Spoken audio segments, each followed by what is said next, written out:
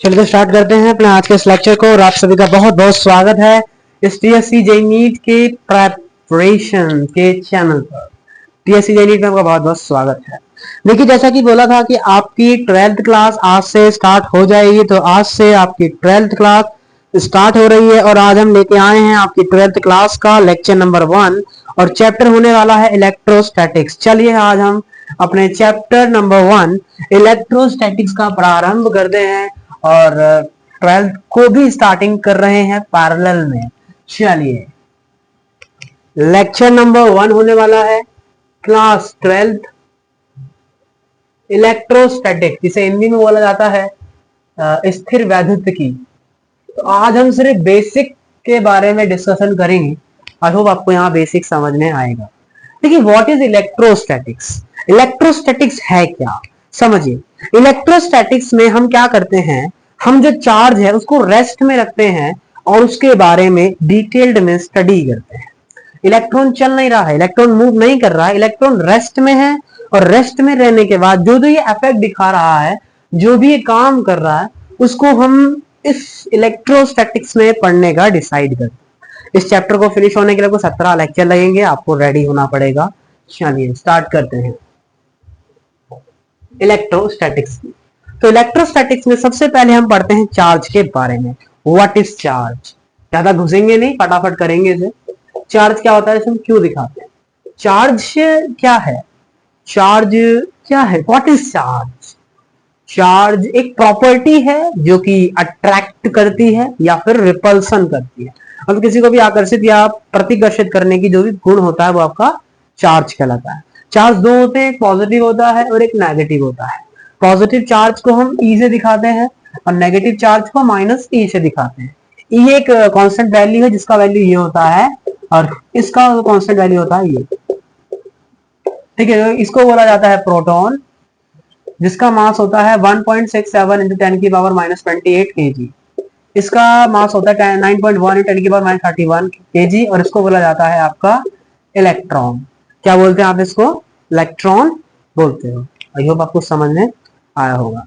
इसके बाद दूसरी प्रॉपर्टीज है कि देखिए, ये चार्ज है, हुआ क्या, इसमें से 5 इलेक्ट्रॉन निकल के इसको चले गए, फिर 7 इलेक्ट्रॉन चले गए, फिर 8 चले गए। क्या कभी 8.5 इलेक्ट्रॉन जाएंगे उसमें? क्या उसमें पौने आधे इलेक्ट्रॉन जा सकते हैं? नहीं। आपने स्ट्रक्चर ऑफ एटम में भी पढ़ा, नहीं, ऐसा पॉसिबल नहीं है। इलेक्ट्रॉन का जो आदान प्रदान होगा ना, वो एक कंप्लीट नंबर में होगा, वो एक इंटीजर में होगा। इसका मतलब यहां से क्या देखने को मिला कि जो चार्ज होता है वो एन के बराबर होता है, जहां एन है एक इंटीजर। इसका मतलब चार्ज का जो ट्रांसफर है वो 1 2 3 4 एक इंटीजर की फॉर्म में हो सकता है। कभी भी ऐसे नहीं हो सकता आधा चार्ज चला गया, पौना चार्ज चला गया, सवा चार्ज चला गया। ऐसा कभी भी आप नहीं कह सकते चार्ज के बारे में। ये चार्ज की प्रॉपर्टी का दूसरा नियम था, या क्या कहें तो गुण था। अब हम समझते हैं कि चार्ज को कैसे जो है हम डिफाइन एक तरीके से क्या चार्ज मास चेंज कर सकता है? क्या चार्ज से मास चेंज हो सकता है? क्या चार्ज से मास चेंज हो सकता है? ये हमारे सिलेबस में नहीं है, बाकी ऐसा हो सकता है। कैसे हो सकता है? जब कोई बॉडी रेस्ट में होती है, जब कोई बॉडी मोशन कर रही होती है, क्या कर रही होती है? कोई बॉडी मोशन कर रही होती है तो उसका जो मास होता है वो भी वेरिएबल हो जाता है, वो भी बदल जाता है। कितना होता है? m is equal to m not upon, मतलब चार्ज भी बदलेगा, मास बदलेगा तो फिर चार्ज भी बदलेगा। मतलब कोई मोशन कर रहा है तो इसका मतलब ये है कि उस बॉडी का जो चार्ज है वो भी बदलता हुआ आपको देखने को मिलेगा।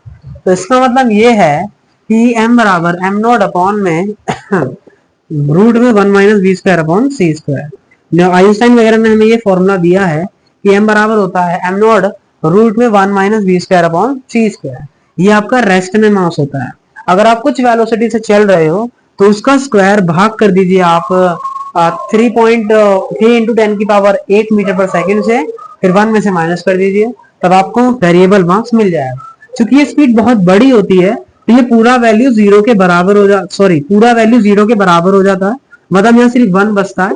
तो m बराबर आपको क्या देखने को मिलता है, m नॉट ही देखने को मिलता है। तो इसलिए हम कहते हैं कि मास इज इनवेरिएंट। मास चाहे मोशन करे चाहे रेस्ट करे, आप मास को कांस्टेंट लेके ही चलते हैं, और ज्यादा इसमें घुसने की जरूरत नहीं, हमारे सिलेबस में भी नहीं है। तो हमें चार्ज के बारे में सिर्फ इतना ही जानना था जितना हमने यहाँ पे जान लिया। आइए अब हम चार्ज का ट्रांसफर कैसे कर सकते हैं, मेथड ऑफ चार्जिंग क्या कहता है, चार्ज का ट्रांसफॉर्मेशन कैसे किया जा सकता है, आइए उसको समझने का ट्राई करते हैं। थ्योरी आप एनसीईआरटी में से रीड कर सकते हैं। ये कोई वो टॉपिक नहीं है कि इसमें घुस के 2-3 लेक्चर खराब किए जाएं। हमें ज्यादा से ज्यादा क्वेश्चन प्रैक्टिस करना है, अपने कंसेप्ट को अच्छे से करना है, और ये सब तो आप एनसीईआरटी से भी रीड कर सकते हैं। ठीक है, चलिए आगे में एक मोटा मोटा ज्ञान यहाँ पे दे देते हैं। मेथड ऑफ चार्जिंग क्या है, चार्ज कैसे कर सकते हैं, मतलब आप किसी बॉडी का को चार्ज कैसे दे सकते हैं, चार्ज कैसे उसमें से हटा सकते हैं। तो पहला है फ्रिक्शनल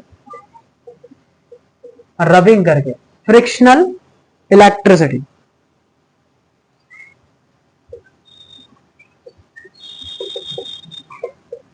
क्या कहता है ये, अगर जैसे मैं इस पैन को रब करूं, रगड़ूं अपने बाल से,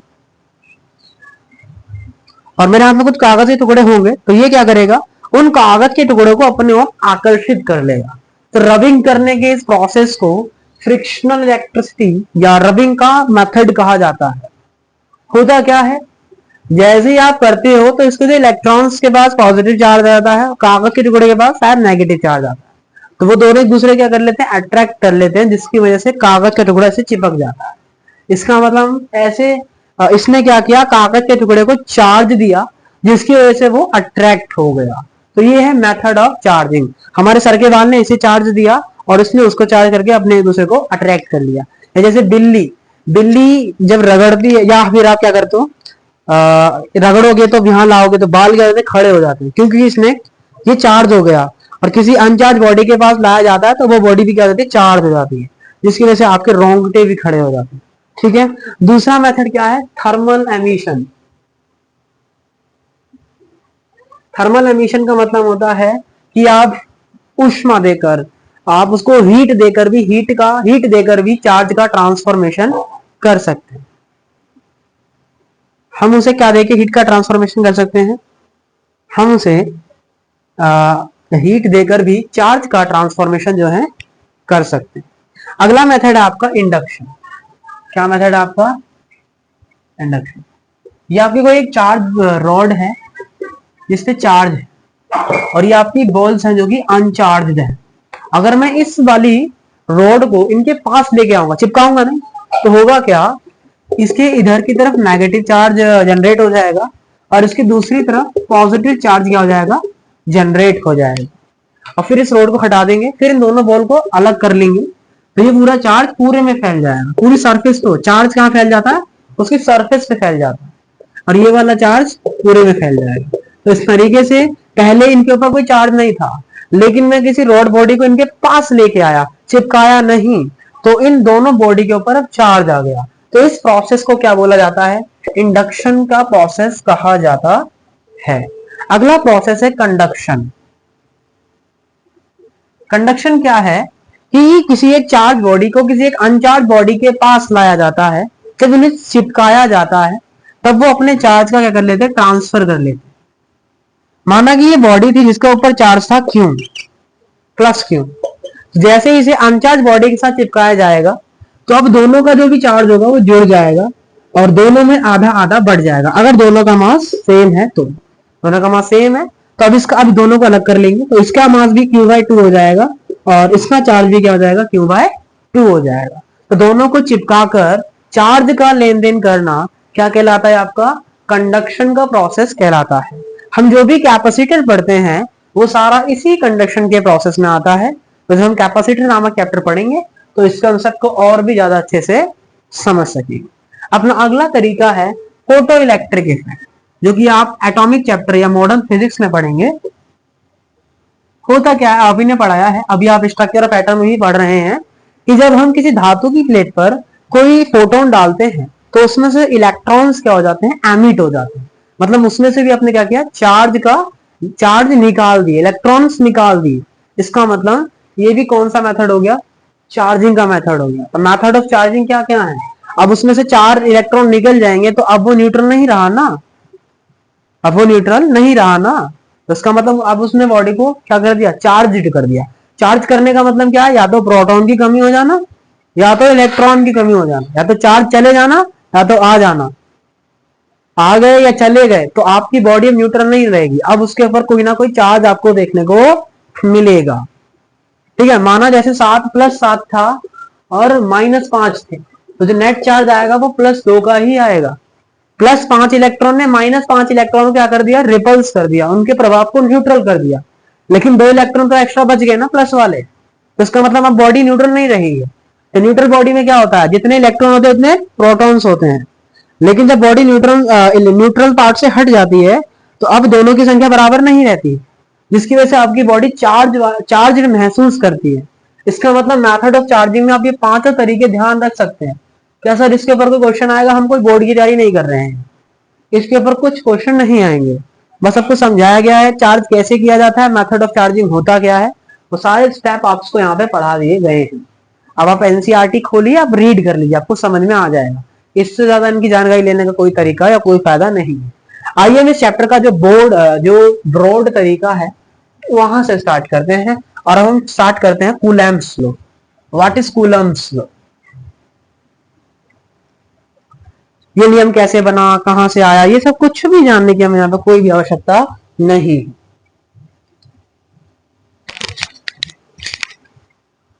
व्हाट इज कूलम्ब्स लॉ, देखिए कूलम्ब्स लॉ कहता है कि जब किसी दो चार्ज बॉडी को पास में लाया जाता है, इनफाइनाइट नहीं, इनफाइनाइट में तो फोर्स ही नहीं दिखाएगी, जब किसी तो बॉडी को पॉइंट चार्ज के लिए वैलिड है, ये ध्यान रखना। Coulomb's law is valid for only point charge, मतलब बहुत सारी बॉडी पर, पूरे को ऑब्जेक्ट पर आप नहीं लगा सकते, आप केवल और केवल पॉइंट चार्ज पर ही ये लॉ अप्लाई कर सकते हैं। The Coulomb's law is only applicable for a point charge. ठीक है, तो इसका मतलब ये है सर कि इन्हीं 2 पॉइंट चार्ज को जब पास में लाया जाता है तो या तो वो अट्रैक्ट होते हैं या तो वो रिपल्स होते हैं। इसका मतलब या तो वो एक दूसरे के पास आ जाते हैं या तो वो एक दूसरे से दूर चले जाते हैं। तो ये जिस फोर्स की वजह से होता है उस फोर्स को हम क्या बोलते हैं, कूलम्ब्स फोर्स बोलते हैं, कूलम्बियन फोर्स बोलते हैं। और इस लॉ को क्या बोला जाता है, कूलम्ब्स लॉ कहा जाता है। उन्होंने क्या बताया था कि जो कूलम्ब्स फोर्स होता है वो किसके बराबर आता है, k q1 q2 अपॉन में r का स्क्वायर। r क्या है, दोनों पॉइंट चार्ज के बीच की रेडियस है। यहां से फोर्स क्या आता है, k q1 q2 upon r square. इन्होंने क्या बोला कि जो फोर्स है वो चार्ज के प्रोपोर्शनल है और रेडियस के स्क्वायर के इम्प्रोपोर्शनल है। तो यहां से ये आया कि f is proportional to q1 q2 upon r square. जब इसको हटाते हैं तो एक साइन आता है जिसको हम k कांस्टेंट का नाम देते हैं, और इस k कांस्टेंट की वैल्यू किसके बराबर आती है, 1/4πε0। जब इसको सॉल्व करते हैं तो यहां से वैल्यू आती है 9 × 10⁹ यूनिट आप निकाल सकते हैं, न्यूटन मीटर स्क्वायर पर कूलम स्क्वायर आएगी। जो एप्सिलॉन नोड होता है इसको परमिटिविटी कांस्टेंट भी बोला जाता है।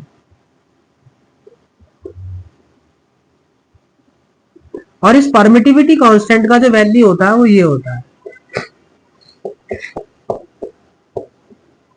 8.85 × 10⁻11 के समथिंग होती शायद, चेक कर लेते हैं एक बार।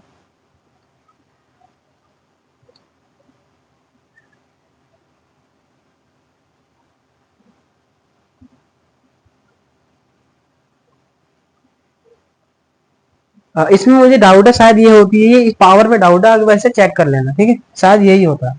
तो ये परमिटिविटी कांस्टेंट, तो ये फॉर्मूला आपको सिर्फ ये ध्यान रखना है, और ये ध्यान रखना है किसके लगता है, ये only valid for point charge. अगर दो सेम है तो फोर्स रिपल करेगा, तो इस पे इधर लगेगा, इस पे इधर लगेगा। लेकिन अगर दोनों का फोर्स अट्रैक्टिव नेचर का है तो फोर्स अंदर की डायरेक्शन में जाएगा, तभी तो वो दोनों को क्या करेगा, अट्रैक्ट करेगा। तो हम अपनी थ्योरी को यही रखते हैं और हम स्टार्टिंग करते हैं कुछ क्वेश्चनों से। चलिए स्टार्ट करते हैं कुछ धाकूदार क्वेश्चन से।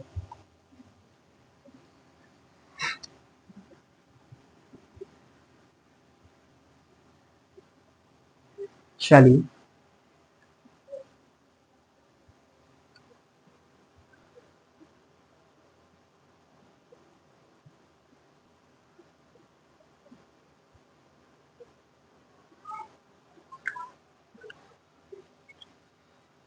पहला क्वेश्चन है Q इज इक्वल टू 4.8, क्या ये चार्ट पॉसिबल है? तो सर चार्ट पॉसिबल के लिए वो इंटीजर होना चाहिए, तो इसका मतलब n की वैल्यू निकालेंगे।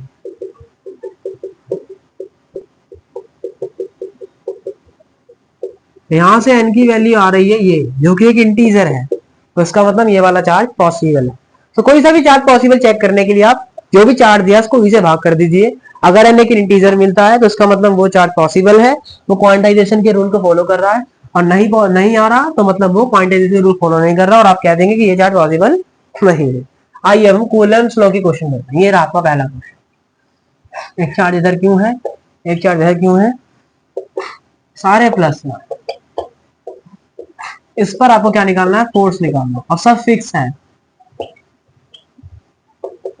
ठीक है, देखिए कभी भी इन क्वेश्चनों को करने से पहले ये चेक करेंगे कि फोर्स निकालना किस पर है। आपको फोर्स इस पॉइंट पे निकालना है, तो आप दिखाइए कि इस पे कौन कौन सी फोर्स लग रहा है।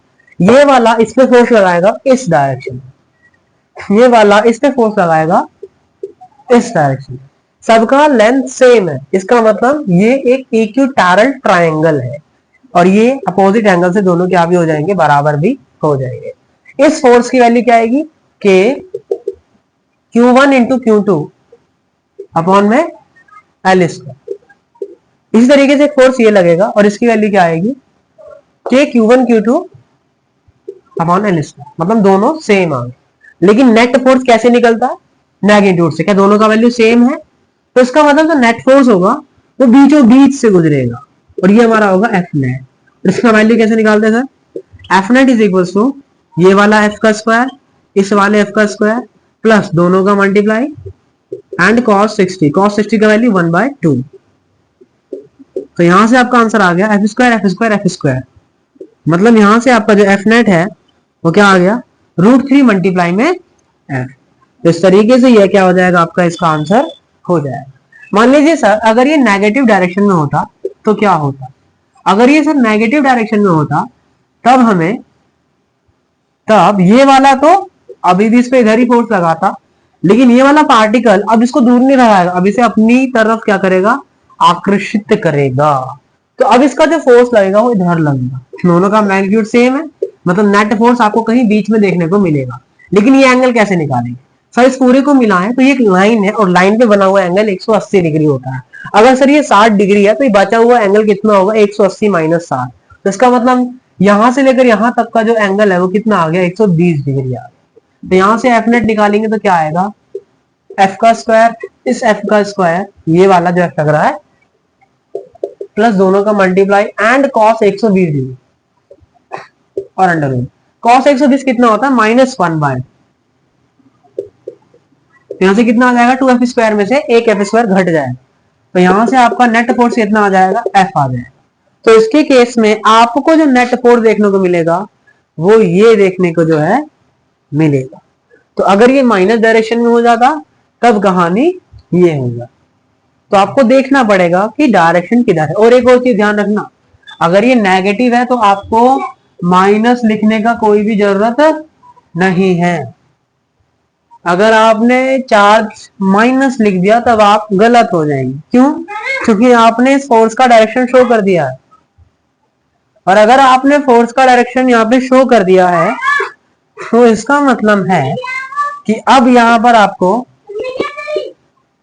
चार्ज की डायरेक्शन दिखाने, चार्ज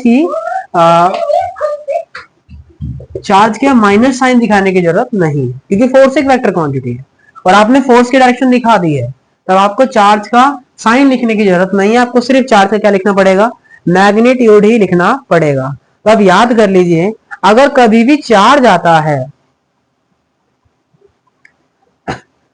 हमसे एक यहां मिस्टेक हो गया ना, ये मिस्टेक हो गया, कोई नहीं, हम इसको सही कर लेते। देखो ये था क्वेश्चन बेटा, ये क्वेश्चन ये था, हम गलत क्वेश्चन पढ़े हो, हमें हमारा नाम बदलेगा। सही क्वेश्चन है, ये है, ये था क्वेश्चन, क्वेश्चन ये है। आप तो सही है ना। तो अगर ऐसा, अगर ये माइनस क्यों आ जाए तब आप ऐसे करिए, ठीक है। ये है क्वेश्चन। मान लीजिए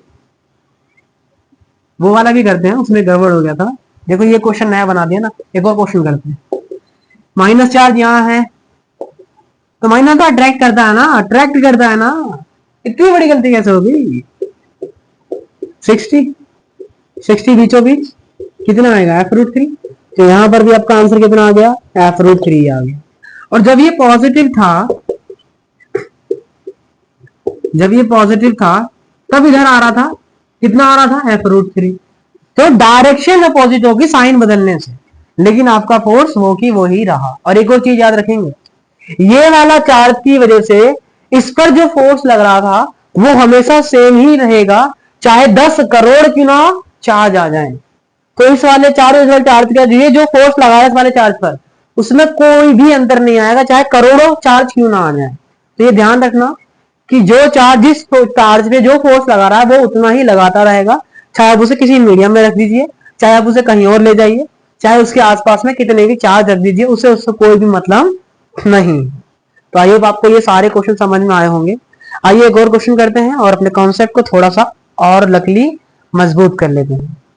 चलिए, और ये थोड़ा सा अच्छा क्वेश्चन होगा, आपके लेवल का होगा।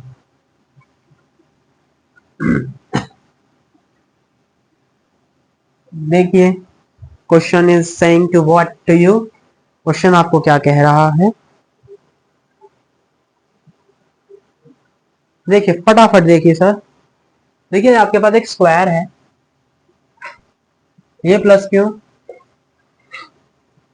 अच्छा ये 4 क्यों है, 4 क्यों है, सब फिक्स है, ध्यान रखिएगा, मैं लिख नहीं रहा, ऑल इज फिक्स। किस पे निकालना है, तो ये वाला इस पे इधर फोर्स लगाएगा, ये वाला इस पे इधर फोर्स लगाएगा, और ये वाला आई से लगाएगा, ठीक है ना, बिल्कुल सही।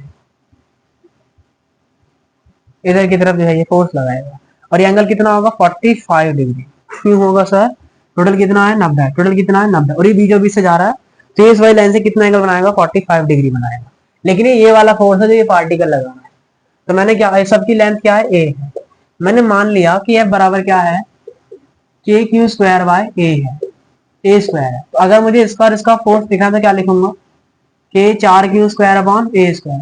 तो ये सारी टर्म क्या है, एफ है, तो इसके द्वारा लगाया गया फोर्स क्या हो गया तुम्हारा, 4F हो गया। इसी तरीके से यहाँ करोगे तो क्या आएगा, 3F आएगा। लेकिन यहाँ लफड़ा है, यहाँ जो आप रेडियस लोगे वो ये वाली लोगे, तो ये रेडियस कैसे आएगी, ये ए है, ये ए है, तो ये रेडियस क्या होती है तुम्हारी, a√2 होती है। पाइथागोरस थ्योरम का यूज करोगे तो निकाल लो। तो इसके लिए फोर्स निकालते हैं, तो कितना आएगा, के Q1 Q2 स्क्वायर मतलब 4Q स्क्वायर अपॉन में a√2 का स्क्वायर कितना होता है, 2a स्क्वायर। तो इस चीज को हम क्या लिख सकते हैं, फोर्स लिख सकते हैं। तो यहां से वैल्यू क्या आ जाएगा आपका, 2F आ जाएगा, 2F आ जाएगा। अब ये 3F है और ये 4F, ये 3F है और ये 4F। तो इसका मैग्नीट्यूड कैसे कैलकुलेट करेंगे, नेट फोर्स, बीच का एंगल कितना है, 45 डिग्री है, कितना एंगल है बीच का, 45 डिग्री है। तो कितना आएगा, 4F का square 16F square, 9F square plus 3 Chowk 12, 12 2 24F square and divide में √2। क्या लिख सकते हैं इसको आप, 12 2 24 मतलब 12√2F square, 16 9 25, 25 plus 12√2F square.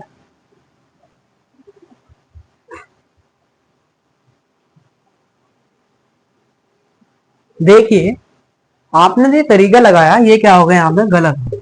क्यों, दोनों का मैग्नीट्यूड कांस्टेंट नहीं है, और अगर दोनों का मैग्नीट्यूड कांस्टेंट नहीं है तो इसका मतलब है कि दोनों के बीच का एंगल अब 45 डिग्री नहीं रहा, कितना रहा, निकाल लेंगे, कहीं थीटा निकालना है, माना वो इधर है आपका फोर्स है, थीटा कैसे निकलेगा, ये 3 है तो ये भी 3 है और ये 4f। tan थीटा बराबर क्या होता है, लंब बट्टे आधा। 3/4 कितना होता है आपका, कितना होता है 3/4 होता है हमारा 53 डिग्री।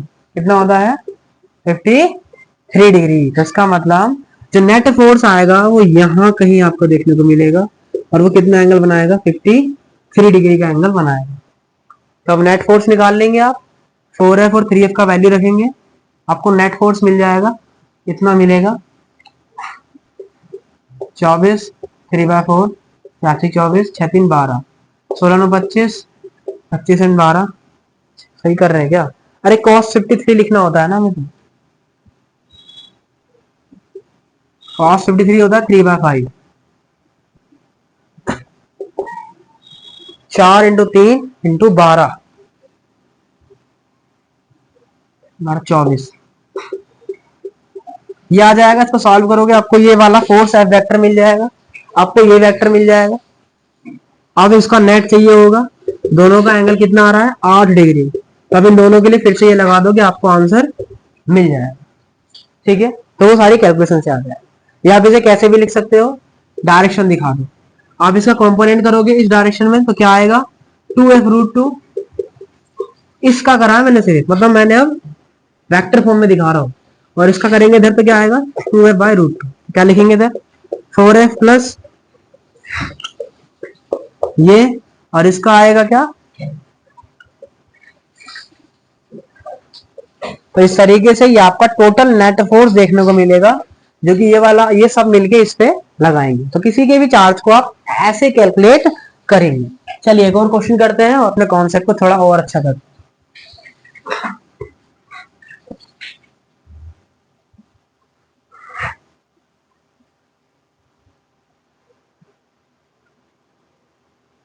देखिए ये रहा आपके स्क्रीन पे क्वेश्चन।